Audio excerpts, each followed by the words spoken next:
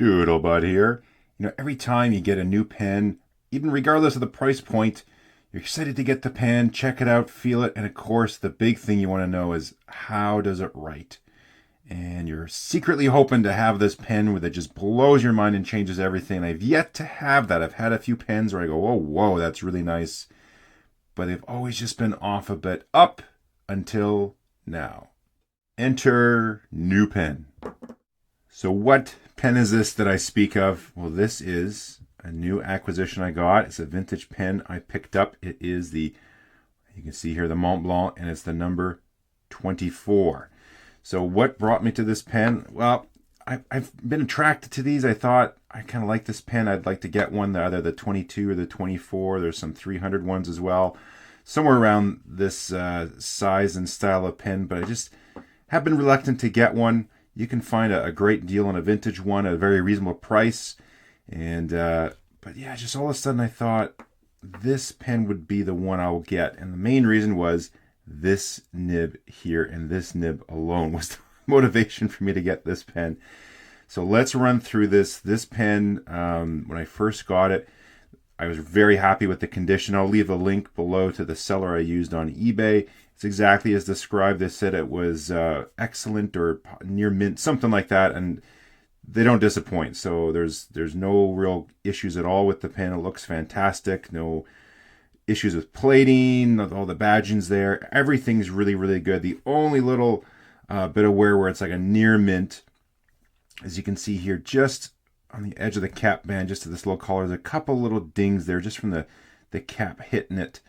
But I could even sand that and just buff that a touch if I needed to. But other than that, the rest of the pen is as described. So that's one thing you're always worried about when you buy a pen online, especially used. What kind of condition is it in? But when I got the pen, of course, the first thing you do is you ink it up. Well, you give it a look typically, just make sure nothing's wrong. But you're so excited to put ink in the pen and try it and see how it goes. And I got to tell you right away, it was not what I was hoping. I'll tell you that much. When I get a pen like this, I do sort of assume there's going to be something that's off just a touch. I mean, we're all picky with our nibs anyways, but I always just assume anytime I get, like, especially a vintage pen, as long as it's restored really well, having to adjust the tine or the gap or something a little bit, I'm just expecting that. Even with new pens, I'm expecting I'm going to have to do that a little bit just to get it where I want. So you can see here, I started going at it. I just, this you can see where I just first started with this pen. And of course I got some water stains on it now, but it just wasn't right. It was missing a little bit. The odd little mini kind of railroad, that's against an alignment. You can see the left edge and the right edge of the tines there. It just wasn't quite there. It's fairly scratchy as well, with us doing light pressure or firmer pressure. And so let me just show you how many pages I went through to get this nib right in just the way I want. So page 1, 2, 3, 4, 5, and 6, and finally one more page on Rhodia. But now that it's properly tuned, I gotta tell you, this nib just changes everything. This is the best writing pen now in my collection that I own, and that I've ever even gotten the pleasure of using. That someone that say a pen meeting has let me try out. This thing is absolutely mind-blowing. When I'm going to do a writing sample and kind of roll through the pen here with you as well. And every time I get to use this pen, I'm really excited when I get to write with it. Let's run through the pen here real quick. If you don't know much about these, I didn't until I got it. So we got the classic logo, top and bottom as well on the pen. You got the Montblanc on the band, and then it's got the model number right here, number 24. As far as looks, it's a very classic style. There's a lot of different pens that kind of have this style. Actually, one of my new recent acquisitions on the outside, it's kind of similar, but then when you pop the cap off, this is where, wow.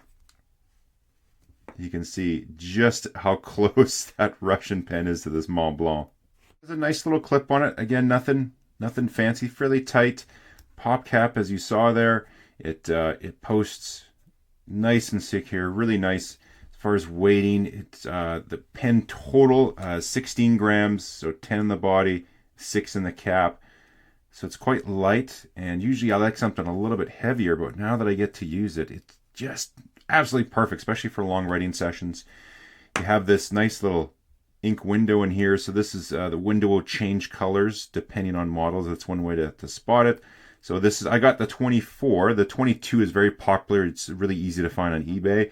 It'll have that amber colored window. The 22 is just a little bit narrower and a little bit shorter. I think, well, I know girth for sure. I think length is a touch shorter as well. It's a piston filler pen. So there's a lot of pens that are like this. Of course, a modern pen you might compare this to, say, a Lamy 2000. You can see the piston knob on here, unlike on the 2000. It almost kind of comes out of nowhere. Back to this guy. We open it up. Let's look at the section here. It's quite a long section. It's smooth the whole way, so you actually have a lot of space of wherever you want to put your hand, your writing style. If you like to be close or further back, there's nothing in the way. Everything's very comfortable there as well. Let's pop it open. All right, there we go. So these rings pop off the pen along with the ink window as well. I'll just put those back on there for now.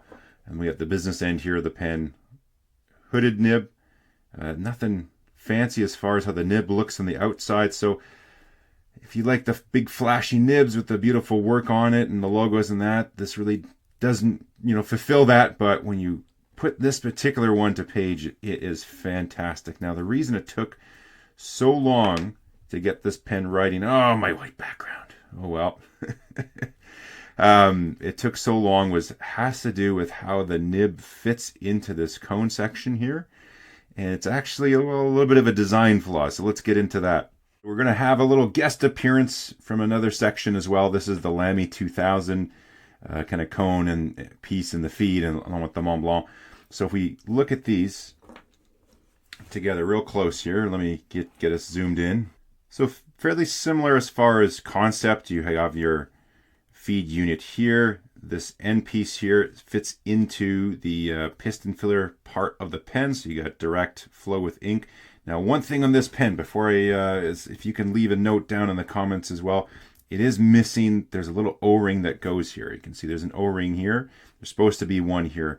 If you can let me know where to find one, that would be great. The pen flows wonderfully, but of course a little ink will seep past, and just every now and then something will drip out. I need to get an O-ring on there. So if you know where to get one, please let me know. But if we look at this, you can see how the nibs fit on here is quite different. So on the Lamy, it wraps around in there snug. There's really nowhere for this nib to go. It just goes to the same spot all the time. This one, it kind of wraps as well, but it doesn't have those ears to really align it. Also, you can see it's not 100% symmetrical. I don't know how well you can pick it up on the camera. You can see this part here is wider than over here. And then also the big one is how this fits into the nose cone. And you can see here, this has got a wedge shape to it. You can see a little better now on the top view how this is kind of wider on this side than it is on this side. So when both of these nib and feed units slide into their respective pens, one thing the Lamy, I'm going to show you here, they do a better job of where this piece fits versus on the Montblanc. Now, I don't know if you can see that in the camera or not, but you can see around the section here, there is a little gap still between the nib and there. There's no pressure, nothing's touching the nib. Where the pressure point is and how this thing stops, the depth stop, is actually right on, oh, dropped it, the feed here. So you can even see, if we can get the lighting just right, oh, maybe there's just a couple little marks here and here. Yeah, you can just see it, possibly. I can see it on the camera. I don't know if you can see it on your phone or TV, whatever you're watching. There's a couple little marks where it slides into the cone and it rests on those, on the feed. However, with the Montblanc, they do it different. So in the Montblanc, you can see the side here is actually applying pressure to the side of the nib. So when it comes in, it's actually just squishing the nib a little bit to fit in there.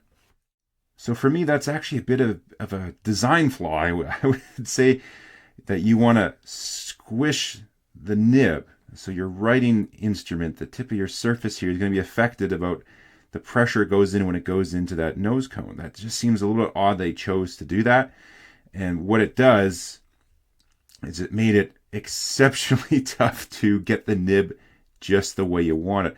So I only had to do a couple things. I haven't micro meshed this, haven't done any of that. All it needed, the tines needed to be opened just a little bit, and the alignment needed to be tweaked just a little bit. Wasn't much, but it took about 30 to maybe even 45 minutes, knowing how neurotic I am, to get this nib just right, because even after I got everything aligned and was checking with my loop and got it just perfect, I would put it into the section here just to finish it off, and I didn't notice this at first until it started going crazy, going, what is going on? You would then squish this a bit, and of course that throws off the alignment. So now what I actually have to do with this nib is just go back and forth, and actually get the tines out of the alignment just right when it's out. And then when I slide it back in, how this fits into that section, let that squish put the strain and stress on it, which again, that's a bad design idea. Push the nibs back into alignment. So that took a long time, but I got to tell you, it is so worth it now, because when the pen writes, good gosh, does it ever write. Okay, so I got the pen back together, gonna write with it now.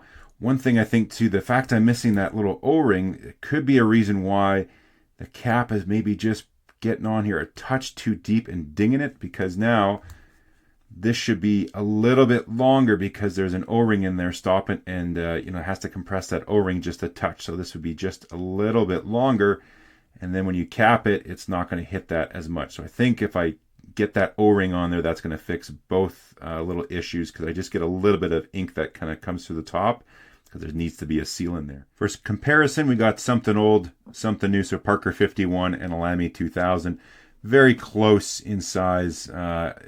The 51 is almost identical. The 2000 is just a tad longer. Uncapped, again, they're all very, very close in length. These two are almost identical. As far as sections, the overall girth of the 2000 is a little bit more, and this guy is a little above the Parker 51 as well, but they're all fairly similar.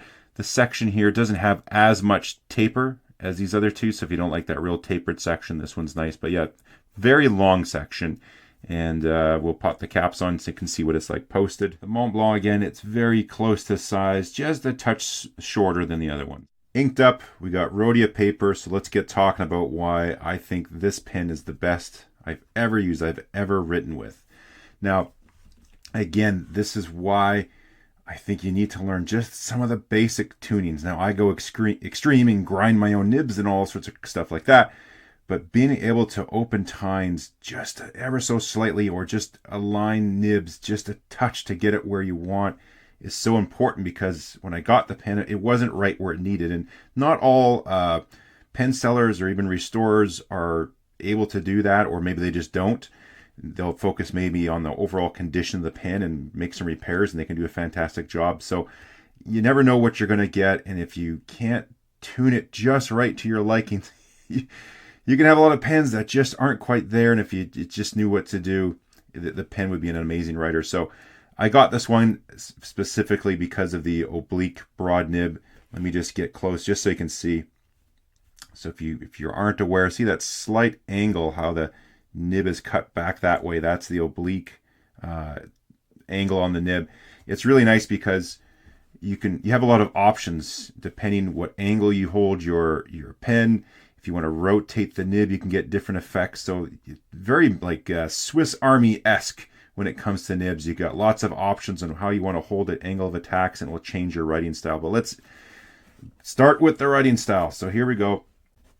Montblanc, number 24. It's got the 14K, and this is the Oblique Broad. So I do find with this pen, I hold it just a little bit different. I actually stagger, so my middle finger is closest, then my index, then my thumb. Sometimes with pens, I'll be a little more like this, like a pointed grip.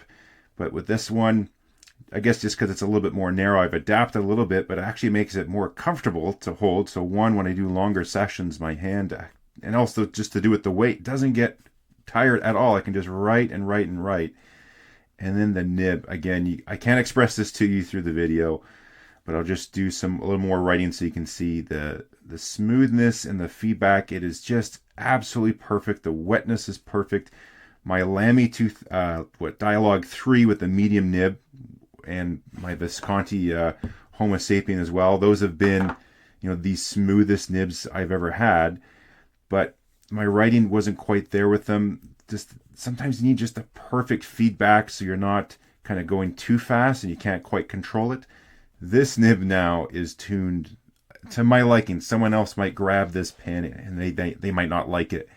But for the way I write and the pace and speed and flow and everything I need, this nib is just crazy. It's tough to describe it to you just here on the video. Okay, plugged audio back in there. So I'm trying to show you some line variation. And what's great, depending how you hold the pen, you can get that line variation angle differently. You can have it more almost like an architect nib, which is really great. You just rotate the pen a little bit and you get that type of flare. You can hold it a little more this way and it's more like an italic pen. And then just rotate it to whatever angle you like. If you got some mango chutneys you got to do.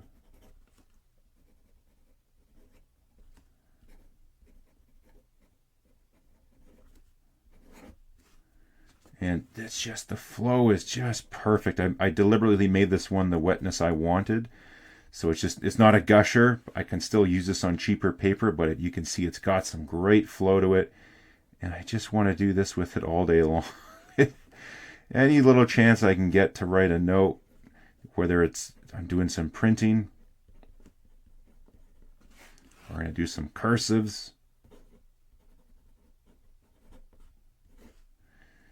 Every word that comes off, every letter that comes off, every time this nib contacts the page, it's tough for me to even talk while I do this because I just love the sensation of it. So this pen, my gosh, I have used this every opportunity I can for every conference call, and I'm just taking notes upon notes upon notes with this pen all day long, and I just can't stop using this pen. So why this pen versus any of the other ones I have? A lot of these have really amazing nibs where there's a little bit flexy, a little bit bouncy, custom ground. There's all sorts of different things. I typically like a bigger pen, so normally I think this is the most comfortable, or the larger pens I have, but this one, it's kind of really changed it. It's usually a narrow, thinner pen doesn't fit as well in my hand, but it's super comfortable. It's nice and light. It's got a piston filler, all the great things a lot of these pens check off as well as far as features. So nothing crazy as that, but it really comes down to the comfort, just holding the pen. And it's that nib now that it's aligned. And that's, again, just another reason. Again, don't start messing with stuff that you don't think you can do.